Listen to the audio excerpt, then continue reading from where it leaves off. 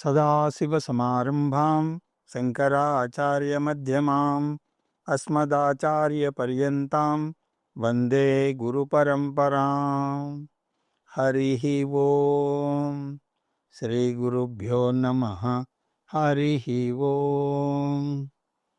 పార్థాయ ప్రతిబోధితాం భగవతా నారాయణేన స్వయం వ్యాసేన గ్రథితాం పురాణమునినాం మధ్యే మహాభారతం. అద్వైతామృతవర్షిణీం భగవతీం అష్టాదశాధ్యాయినీం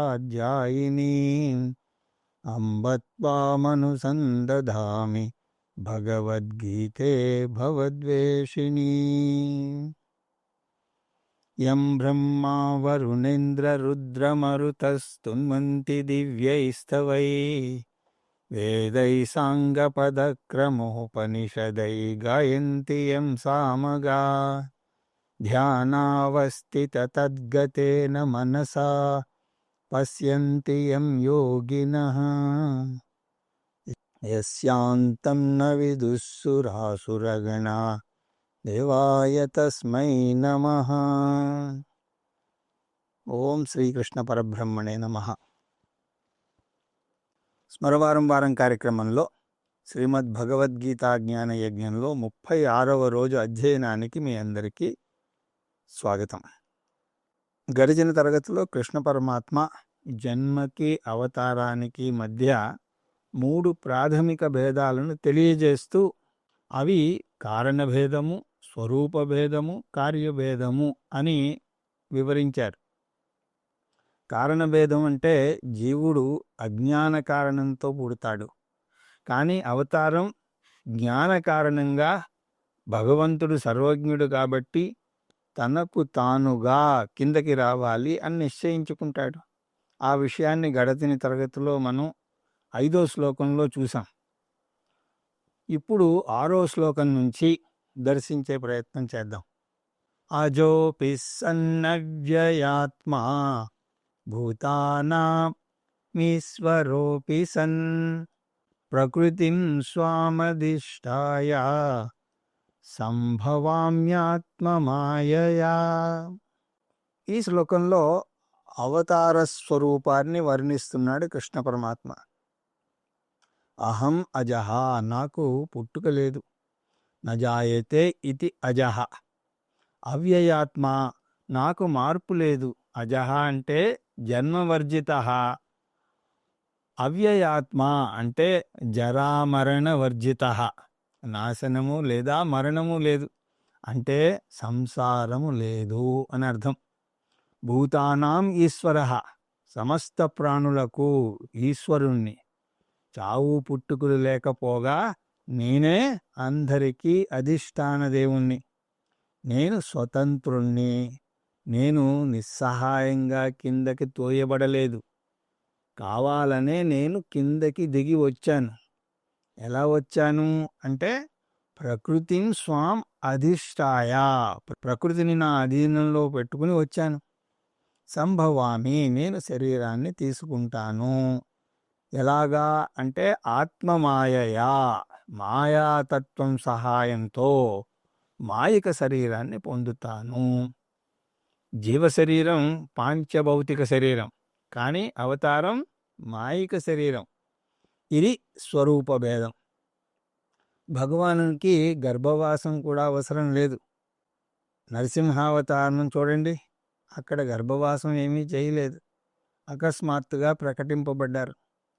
యదా యదా హి ధర్మస్య గ్లానిర్భవతి భారత అభ్యుత్థానమధర్మస్య తదాత్మానం సృజామ్యహం.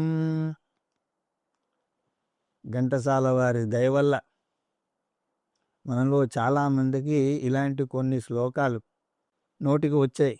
దాంతో ఒక చిక్కు కూడా ఉన్నది. ఆ శ్లోకం వినేసి ఏదో ఆ శ్లోకం వచ్చేసి మాకేదో గీత పూర్తిగా వచ్చేసింది, ఇక చదవాల్సిన పని లేదు అని కూడా కొంతమంది అనుకుంటూ ఉంటారు. గీతదేముందండి అన్న టైపులో మాట్లాడుతూ ఉంటారు. అది కాదు, ఇక్కడ మనం అర్థం చేసుకోవాల్సిన విషయం ఇంకోటి ఉన్నది. ఈ శ్లోకంలో అవతార ఉద్దేశం చెప్పబడింది. ముందు శ్లోకంలో స్వరూపాన్ని చూసాం.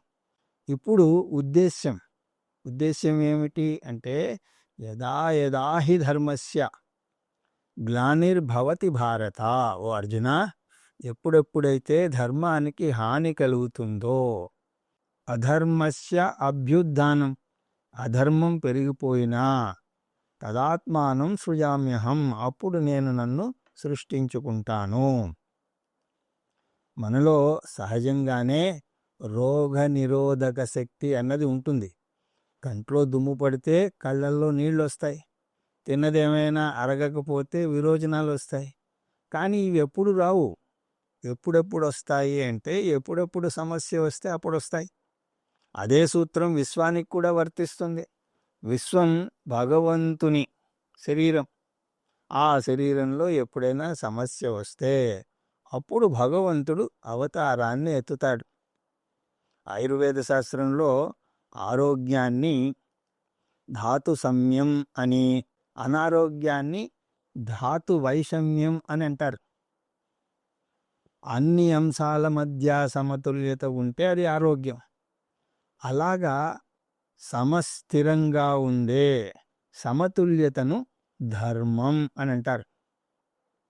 ఈ సమతుల్యతే విశ్వాన్ని రక్షిస్తూ ఉంటుంది.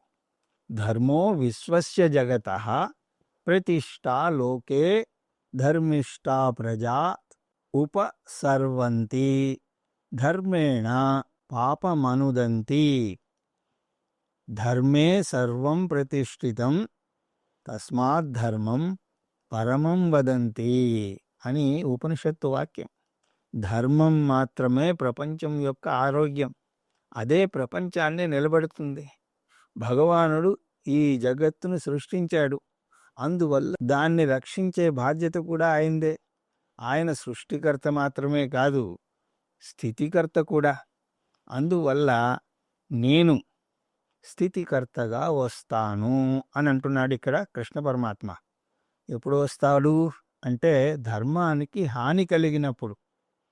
ఆయన తనంతట తాను కావాలని శరీరాన్ని ధరిస్తాడు. అంటే లోక సంగ్రహం కోసం అవతరిస్తాడు. అదే జీవికి అవతారానికి మధ్య భేదం. మన శరీరధారణ మన ఇష్టం కొద్దీ జరగడం లేదు. మనకు మన శరీరం మన ప్రారబ్ధ కర్మ వల్ల వచ్చింది. ఇది ఉద్దేశ్యం. ఆ తర్వాత పరిత్రాణాయ సాధూనాం వినాశాయ చ దుష్కృతాం ధర్మ సంస్థాపనార్థాయ సంభవామి యుగే యుగే. భగవానుడు ఎలా ధర్మాన్ని నిలబెడతాడు, ఎలా అధర్మాన్ని నాశనం చేస్తాడు అంటే ధర్మాన్ని పాలించే వారిని రక్షించడం ద్వారా ధర్మాన్ని నిలబెడతాడు. ధార్మిక పురుషాణం రక్షణేన ధర్మ రక్షిత భవతి. విజ్ఞాన శాస్త్రం పెంపొందించాలి అంటే శాస్త్రజ్ఞులను పెంపొందించాలి. సంగీతాన్ని నిలబెట్టాలి అంటే సంగీత విద్వాంసులను రక్షించుకోవాలి. అలాగే ధర్మాన్ని నిలబెట్టాలి అంటే ధార్మిక పురుషులను పరిరక్షించుకోవాలి. సాధూనాం పరిత్రాణాయ, నేను ధార్మిక పురుషులను రక్షించడం కోసం అవతారం ఎత్తుతాను. అధర్మాన్ని ఎలా నాశనం చేస్తాడు అంటే అధార్మిక పురుషాణం నాశనేన అధర్మ నష్టో భవతి. దుష్టులను నాశనం చేయడం వల్ల తద్వారా అధర్మాన్ని నాశనం చేస్తాను. అంటే శిష్ట రక్షణ, దుష్ట శిక్షణ ఆ విధంగా చేస్తాను. భీష్మద్రోణతటా జయద్రజలజా గాంధార నీలోత్పలా శల్యగ్రాహవతి కృపేణ వహని కర్ణేన వేలాకులా అశ్వత్థామ వికర్ణ ఘోరమకరా దుర్యోధనావర్తని స్తోత్రీర్నా ఖలు పాండవైరణనది కైవర్తక కేశవ అంటూ మనం ధ్యాన శ్లోకాల్లో చూసాం. అక్కడ తార్కికంగా ఆలోచిస్తే కౌరవుల సైన్యం సంఖ్యాపరంగాను శక్తిపరంగా కూడా బలమైనది. శక్తే కాదు, కుయుక్తులు కూడా తెలిసిన వారు అక్కడ ఉన్నారు. దుర్యోధనుడు, శకుని అక్కడ ఉన్నారు. ఒక్క భీష్మాచార్యులే పాండవ సైన్యాన్ని చీల్చి చెండాడగలడు. ద్రోణాచార్యుడు, అతను పాండవులకు గురువు కాబట్టి గురువుగా ఆయనకు తన శిష్యుల యొక్క బలహీనతలు తెలుసు. ఇన్ని విశేషాలు వీరి వైపు ఉన్నా కూడా కౌరవులు ఎందుకు గెలవలేకపోయారు? పాండవులు ఎందుకు గెలిచారు? ఎందుకంటే కైవర్తక కేశవ, కేశవుడు వారి వైపు ఉండబట్టి, ఆయన శిష్ట రక్షణ దుష్ట శిక్షణ చెయ్యబట్టి. అధార్మిక పురుషులను 2 రకాలుగా శిక్షించవచ్చు. దుష్ట శిక్షణకు సామధాన భేద దండోపాయాలు అని అంటారు. అంటే ముందు దండోపాయం జోలికి పోకుండా సామధాన భేదాల ద్వారా ఆ వ్యక్తిలో మార్పు తీసుకురావచ్చు. అధర్మం నుంచి ధర్మం వైపుకి నడిపించవచ్చు. భగవంతుడు ఆ పని ఎప్పుడూ చేస్తూ ఉంటాడు. రామాయణాన్ని చూస్తే ఇవాళ వెళ్ళి రేపు రా అని అన్నాడు రావణాసురుణ్ణి భగవంతుడు. దుర్యోధనుడికి కూడా ఒక అవకాశం ఇచ్చాడు. తను దూతగా వెళ్ళి పాండవులకు కనీసం 5 ఊళ్ళైనా ఇమ్మని అడిగితే 5 ఊర్లు కాదు కదా, సూది మనమోపే అంత స్థలం కూడా ఇవ్వనన్నాడు దుర్యోధనుడు. తస్మాత్ యుద్ధస్వ భారత, అర్జున, అందుకోసం నువ్వు యుద్ధం చెయ్యి అని అన్నాడు. భగవంతుడు ధర్మాన్ని ఇంకో పద్ధతిలో కూడా నిలబెడతాడు. అదేలాగా అంటే క్షత్రియులను బ్రాహ్మణులను రక్షించడం ద్వారా. వీరిద్దరూ కూడా వారి పద్ధతిలో ధర్మాన్ని నిలబెడతారు. క్షత్రియుడు అధర్మికుణ్ణి శిక్షించడం ద్వారా ధర్మాన్ని రక్షిస్తాడు. బ్రాహ్మణుడు ధర్మాన్ని బోధించడం ద్వారా ధర్మాన్ని రక్షిస్తాడు. బ్రాహ్మణుడు తన బోధ ద్వారా విలువలను పెంపొందిస్తాడు. దయానందజీ అద్భుతంగా ఒక మాట అనేవారు. ఒక విలువ యొక్క విలువకు మీరు విలువ ఇచ్చినప్పుడు ఆ విలువను విలువ అని అంటారు అని అనేవారు. భగవంతుని యొక్క అవతారాన్ని చూస్తే కృష్ణ పరమాత్మ ఆ 2 చేశాడు. ధర్మరాజు లాంటి ధర్మపురుషులను రక్షించాడు. దుర్యోధనుడు వంటి అధర్మ పురుషులను చంపించాడు. ఇది కృష్ణ పరమాత్మ యొక్క క్షత్రియ ధర్మం. అలాగే గీత బోధించడం ద్వారా ధర్మాన్ని నిలబెట్టాడు. ధర్మ సంస్థాపనార్థాయ. తను అవతారం ఎలాంటిది అంటే ఆ అవతారం ఎత్తడానికి వెనక ఉన్న ఉద్దేశం చెప్పాడు. ధర్మాన్ని రక్షించడానికి. విష్ణుమూర్తి ఎత్తినటువంటి అవతారాలలో రామావతారం, కృష్ణావతారం చాలా శ్రేష్టమైనవి. రామావతారంలో తానే ధర్మానికి ప్రతీకగా నిలిచాడు. రాముని యొక్క చరిత్రను రామాయణం అని అంటారు. అంటే రామః ప్లస్ అయనం, రాముడు గడిపినటువంటి జీవన విధానం. కృష్ణ పరమాత్మ ధర్మాన్ని బోధించాడు. అందువల్ల రాముడు చేసింది చెయ్యండి, కృష్ణుడు చెప్పింది చెయ్యండి అని అంటారు. కృష్ణుడు వెన్న దొంగిలించాడనో, ఆయనకు 8 మంది భార్యలు ఉన్నారును అని అనకండి. ఆయన చెప్పిన బోధను పాటించండి. సంభవామి యుగే యుగే, ప్రతి యుగంలో నేను అవతారం ఎత్తుతాను. అయితే ఇక్కడ అక్షరాల ప్రతి యుగంలో వస్తాను అని కాదు, ఎప్పుడు అవసరమైతే అప్పుడు వస్తాను అని అర్థం. ఒకే యుగంలో 10 సార్లు అవసరమైతే అలాంటి అవసరం ఏర్పడినప్పుడు 10 సార్లు రావచ్చు. ఇంకో యుగంలో అసలు అవసరమే రాకపోవచ్చు.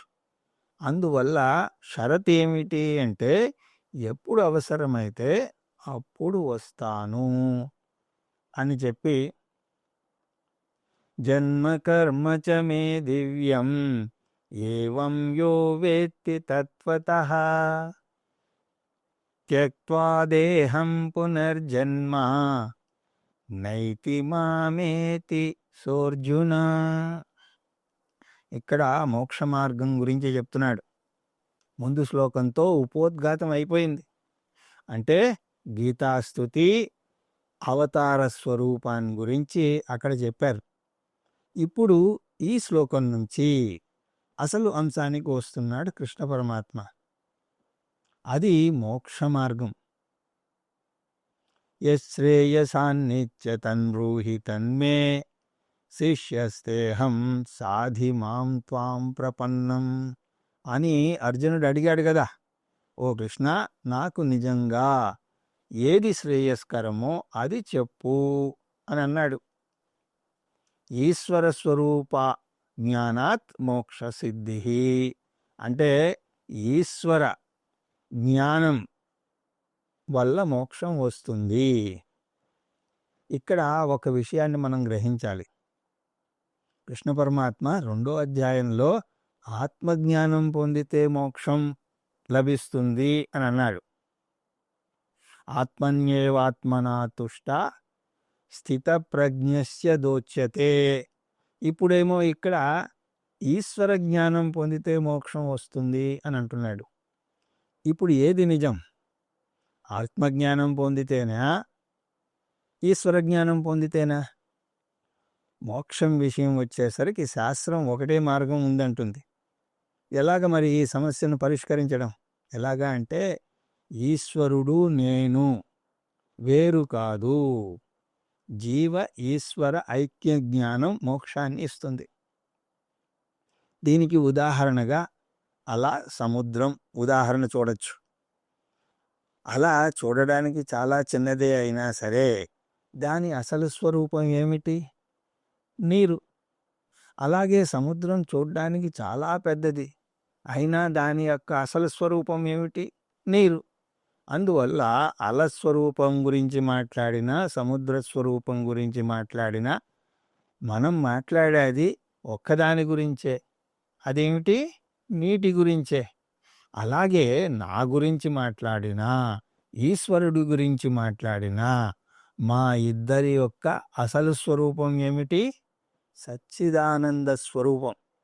ఎవరైనా సరే నాకు దేవుడు అర్థమయ్యాడు కానీ నా గురించే తెలియలేదు అన్నా, లేదా నా గురించి నాకు అర్థమైపోయిందండి కానీ దేవుడి గురించే తెలియడం లేదు అని అన్నా సరే, ఒక సామెత మనకు గుర్తొస్తూ ఉంటుంది.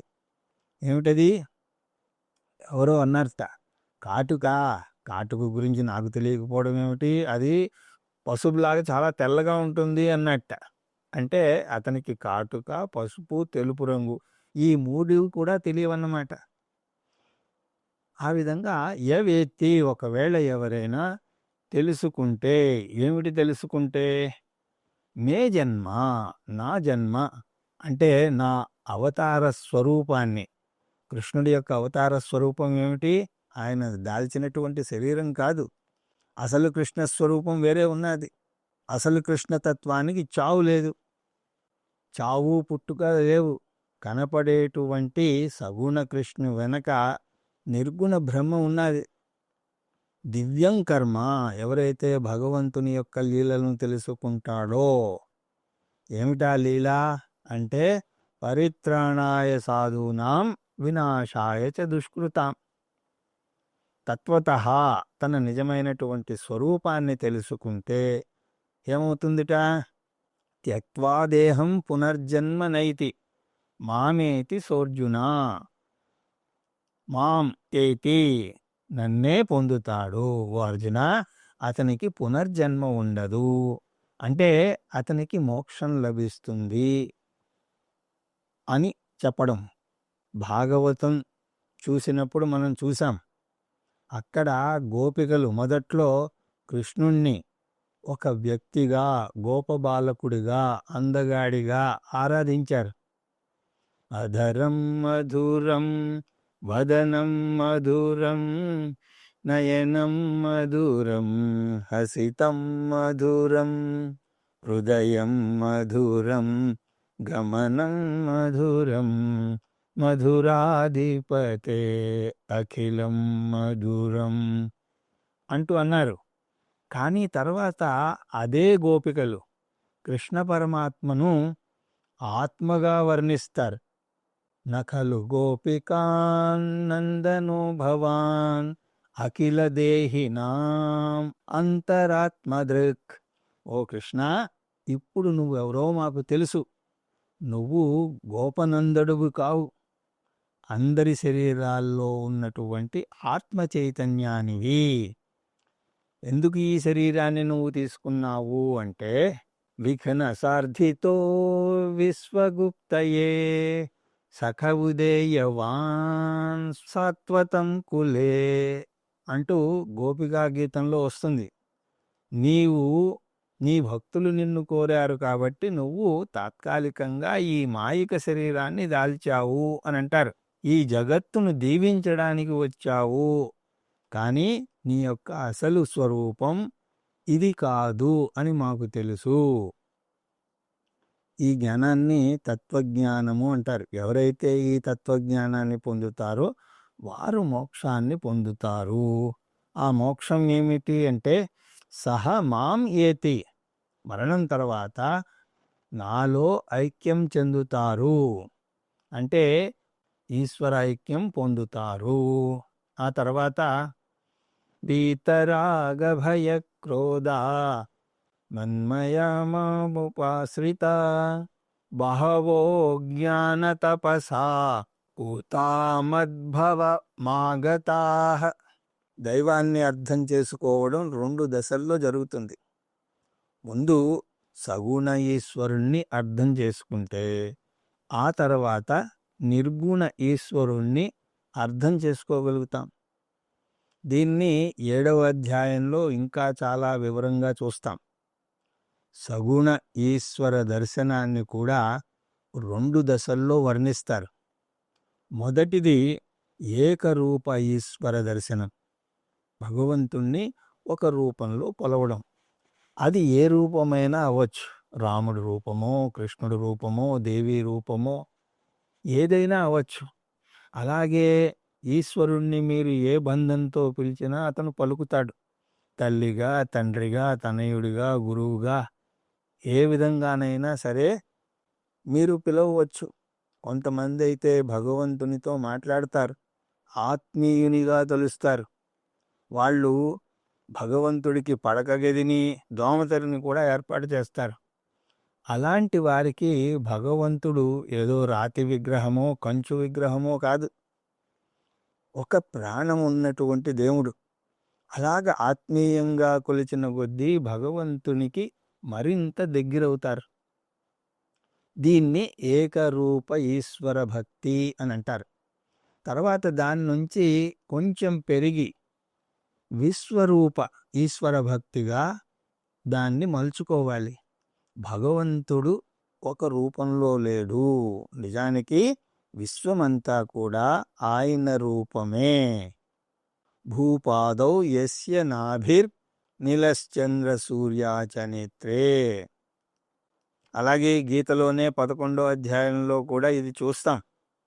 ఏకరూప ఈశ్వరుని నుంచి విశ్వరూప దర్శనం చేస్తాం.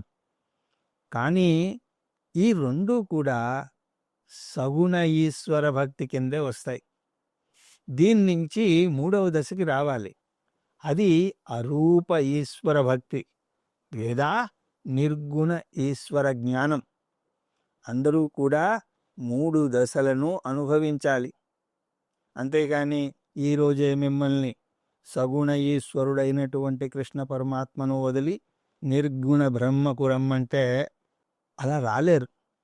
అలాగా సగుణ ఈశ్వరుడి నుంచి నిర్గుణ బ్రహ్మకు రావడం చాలా కష్టం. అందువల్ల ఎవరినైనా సరే బలవంత పెడితే వారు చాలా బాధపడతారు. కాలక్రమేణా వారిలో పరిపక్వత వచ్చిన కొద్దీ వారు నేర్చుకుంటారు. మీరు చిన్నప్పుడు మీరు బెలూన్ కావాలి అని పేచీ పెట్టి ఉంటారు, ఇప్పుడు పెట్టరు కదా. ఎలాగ మీరు బెలూన్ మీద మీకు తెలియకుండానే అభిమానం పోయిందో, అలాగా మీకు తెలియకుండానే మీ మనస్సు ఏకరూప ఈశ్వరుడి నుంచి అనేక రూప ఈశ్వరుడికి ఎదుగుతుంది. ఒక సాధకుడు ప్రయాణించే ఆ దశను కృష్ణ పరమాత్మ చెప్తున్నాడు ఈ శ్లోకంలో. వీతరాగ భయక్రోధ. మొదటి దశ ఏమిటి అంటే, మొదటి దశ ఈశ్వర భక్తిని చూపిస్తుంది. కర్మయోగాన్ని పాటించడం చేస్తే పనులన్నింటినీ కూడా ఈశ్వరార్పణ బుద్ధితో చేయడం, వచ్చిన కర్మఫలాన్ని ఈశ్వర ప్రసాద బుద్ధితో స్వీకరించడం. భగవంతునికి ఆహారాన్ని అర్పించి తినడం వల్ల, మనం రోజు ఇంట్లో వంట చేయాలి, వారానికి ఒకసారి వండి మైక్రోవేవ్లో వెచ్చపెడితే మనము మన కుటుంబము తినగలమేమో, కానీ దాన్ని భగవంతునికి అర్పించలేం కదా. గృహస్థాశ్రమం ఉన్నదే అందుకు, భగవంతునికి అర్పించాలని. అటువంటి కర్మయోగంతో కూడినటువంటి జీవన విధానం గడపడం వల్ల మనలో ఉన్నటువంటి మాలిన్యాలన్నీ పోతాయి. ఏమిటా మాలిన్యాలు అంటే, రాగం, భయం, క్రోధం. రాగం అంటే బంధం. ఇన్నాళ్ళు మనం ఆనందానికి ప్రపంచం మీద ఆధారపడ్డాం. ఇది మొదటి దశ. కర్మయోగంలో ప్రపంచం మనకు శాశ్వతమైన ఆనందాన్ని ఇవ్వలేదు అని గ్రహించి దేవుడి మీద ఆధారపడతాం. అలా ఆధారపడడం మనం నేర్చుకుంటాం. అంటే ప్రపంచం మీద ఆధారపడడం నుంచి దేవుడి మీద ఆధారపడడం, ఇది రెండవ దశ. ప్రపంచం అశాశ్వతం.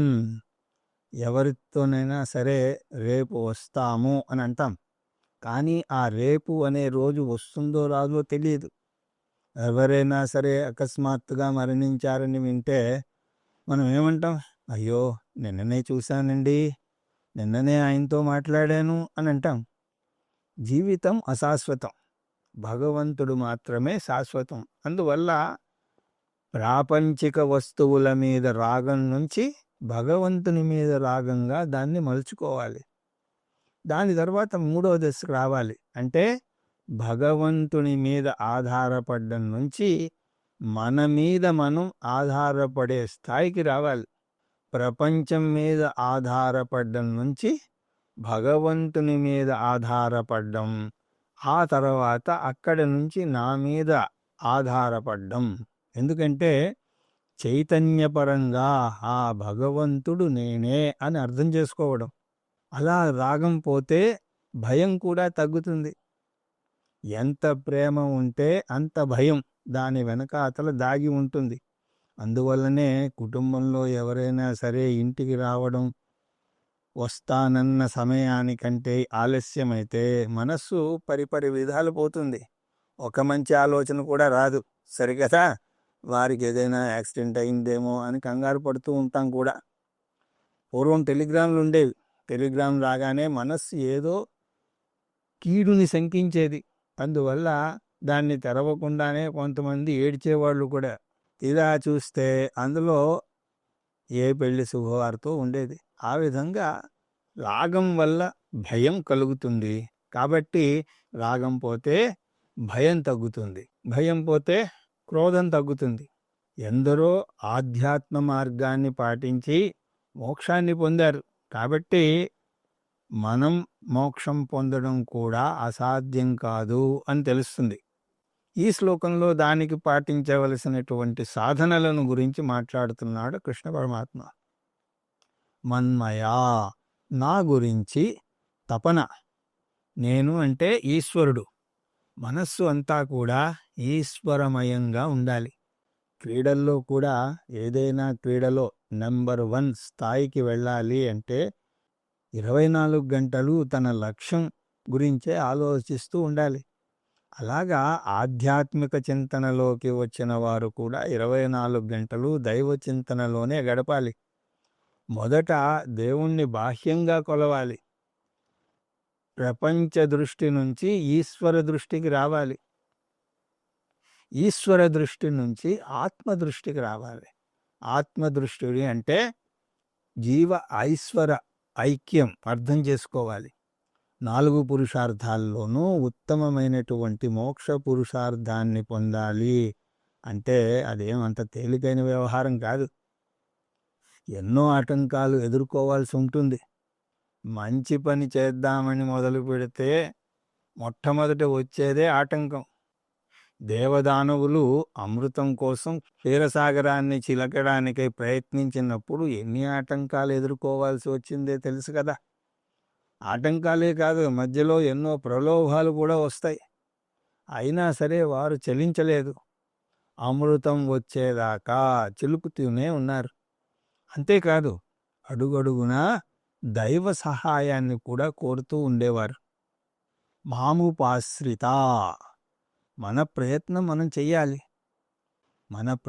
మనం చెయ్యాలి. నిజమే, కానీ దానికి ఈశ్వర కృప కూడా తోడవాలి. అందువల్ల కృష్ణ పరమాత్మ నా సహాయం కోరండి అని అంటున్నాడు. మన్మయ అన్న పదం మన ఫ్రీవిల్ను ఉపయోగించుకోవాలి అని సూచిస్తే, మాముపాశ్రిత అన్న పదం ఈశ్వర అనుగ్రహం కోరాలి అని సూచిస్తుంది.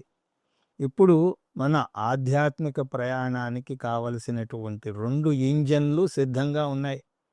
ముందు వైపు ఉన్న ఇంజను ఫ్రీవిల్, వెనక ఉన్న ఇంజను ఈశ్వర అనుగ్రహం. ఈ డబుల్ ఇంజన్ కాన్సెప్ట్నే ఇక్కడి నుంచి తీసుకున్నారేమో మన రాజకీయ నాయకులు. ఇప్పుడు మన వాహనం సిద్ధంగా ఉన్నది. అయితే మనం ఎటువైపు వెళ్ళాలి?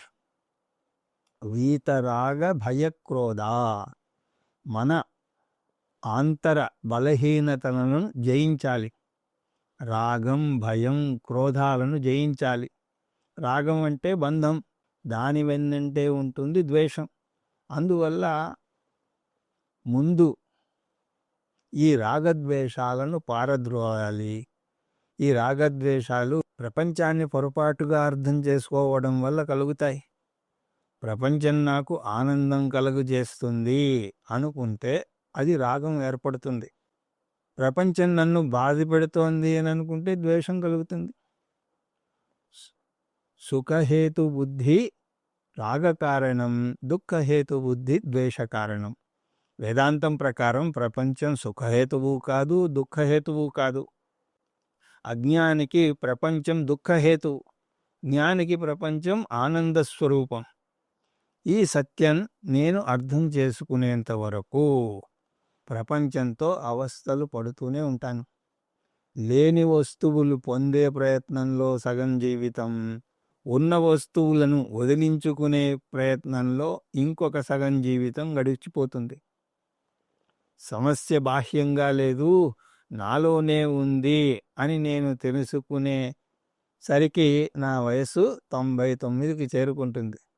దీనివల్ల మళ్ళీ జన్మ ఎత్తుతాను. మళ్ళీ జీవితం అట్టడుగు స్థాయి నుంచి మొదలవుతుంది.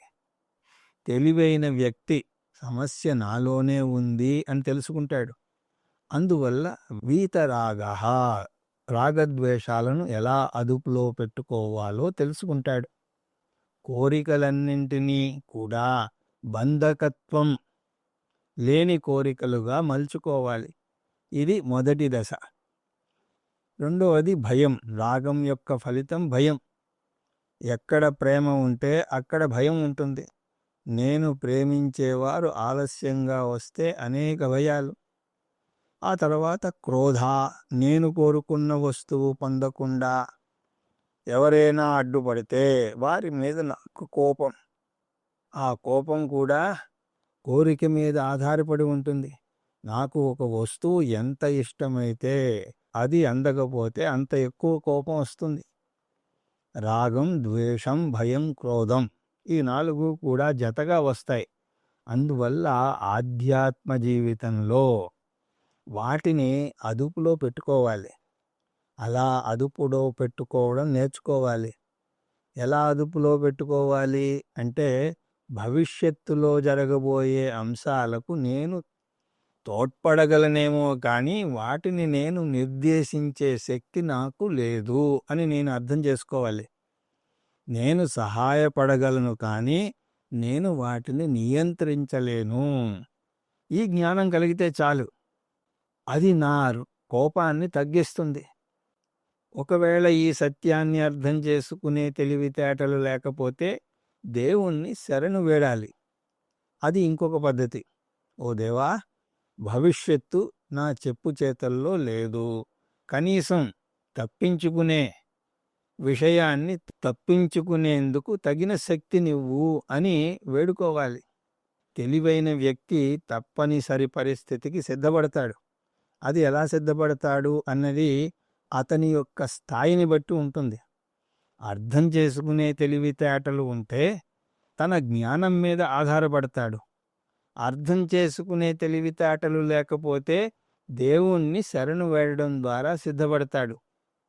తీవ్రమైనటువంటి బంధాన్ని, తీవ్రమైనటువంటి ద్వేషాన్ని, తీవ్రమైనటువంటి భయాన్ని, తీవ్రమైనటువంటి కోపాన్ని జయించిన వ్యక్తిని వీతరాగ భయ క్రోధ అని అంటారు. శాస్త్రంలో ఇలాగ కామక్రోధాలను జయిస్తే దాన్ని శుద్ధ అంతఃకరణ అని అంటారు. ఈ నాలుగింటిని, రాగద్వేష భయక్రోధాలను జయించిన వాని అంతఃకరణ శుద్ధంగా ఉంటే వాటికి బానిస అయినటువంటి మనస్సు కల్మషంతో కూడి ఉంటుంది. కర్మయోగం వీటిని జయించే మార్గాన్ని చూపిస్తుంది. మనస్సు శుద్ధమయ్యాక మరేమిటి పరిస్థితి? మోక్షం వస్తుందా అంటే రాదు అని అంటున్నాడు కృష్ణ పరమాత్మ. మనస్సు శుద్ధ చిత్తం అయింది, కానీ జ్ఞానచిత్తం అవలేదు. కర్మయోగం చిత్తశుద్ధిని ఇవ్వగలదు, కానీ జ్ఞానాన్ని ఇవ్వలేదు.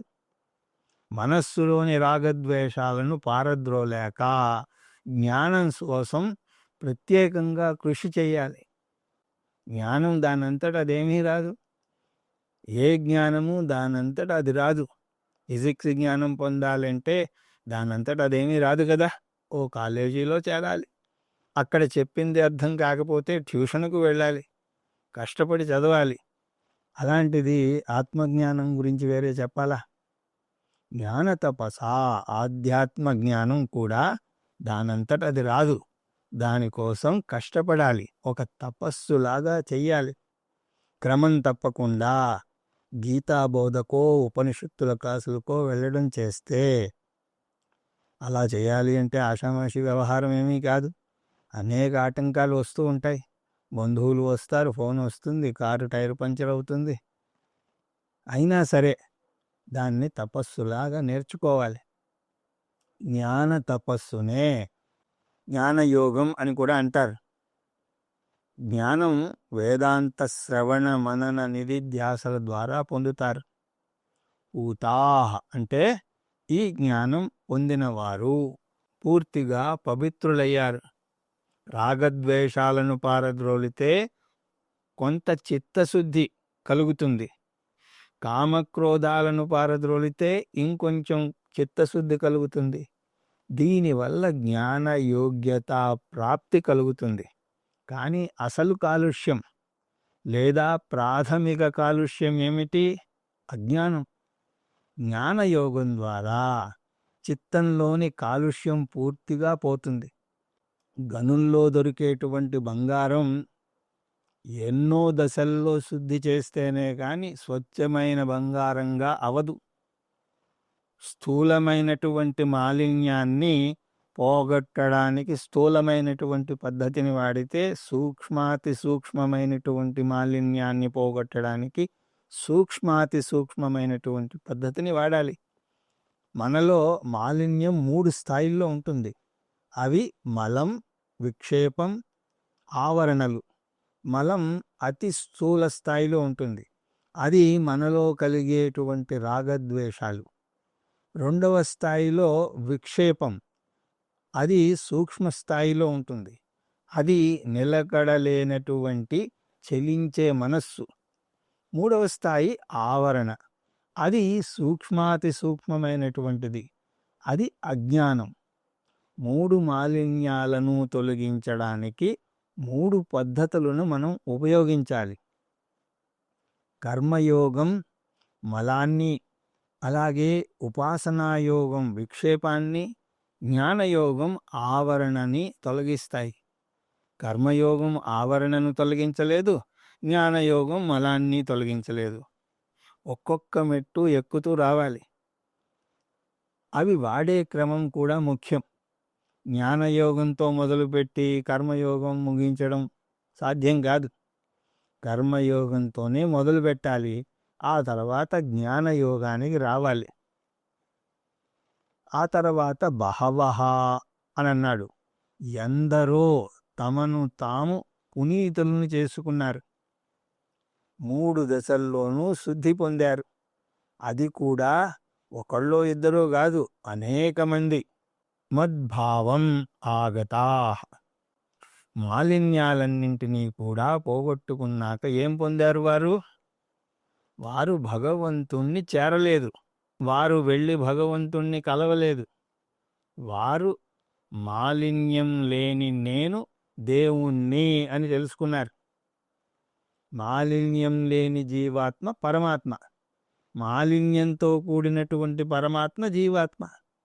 కానీ మొదట్లో ఒక వ్యక్తికి ఈ విషయం తెలియదు.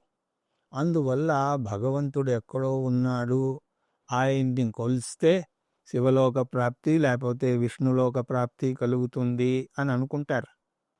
కానీ అసలు జ్ఞానం పొందితేనే జీవాత్మ పరమాత్మ ఐక్యం అర్థమవుతుంది. నేను ఇంతసేపు వెతుకుతున్నది నన్నే అని అర్థమవుతుంది. అందువల్ల కృష్ణ పరమాత్మ వారు నా స్వరూపాన్ని పొందారు అని అంటున్నాడు. వారు నన్ను చేరారు అని అనడం లేదు, నా స్వరూపాన్ని పొందారు అని అంటున్నాడు. కృష్ణ పరమాత్మ స్వరూపం ఏమిటి? సత్యం, జ్ఞానం, అనంతం బ్రహ్మ, పరిపూర్ణత, భద్రత. అందువల్ల ఈ 4 దశలు పాటించాలి. వాటిని టూకీగా చూస్తే మన్మయ అంటే ఆధ్యాత్మిక లక్ష్యాలను అంతిమ లక్ష్యాలుగా చేసుకోవాలి. ఆధ్యాత్మిక లక్ష్యాలు అంతిమ లక్ష్యాలుగా ఉండాలి.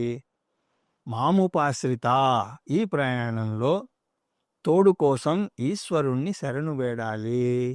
3వది వీతరాగ భయక్రోధ, చిత్తశుద్ధిని పొందడం వల్ల రాగద్వేష భయక్రోధాలను పారద్రోలడం ద్వారా.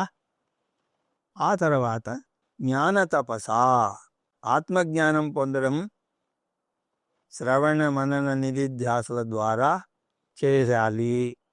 మద్భావం ఆగతా, వారు మలినం లేని నేను దేవుణ్ణి అని తెలుసుకుంటారు అని చెప్పి తర్వాత శ్లోకాల్లో శ్రీకృష్ణ పరమాత్మ తన యొక్క అద్భుతమైనటువంటి బోధను కొనసాగిస్తున్నారు. దాన్ని మనం వచ్చే తరగతిలో దర్శించదముగాక. హరి ఓం తత్సత్.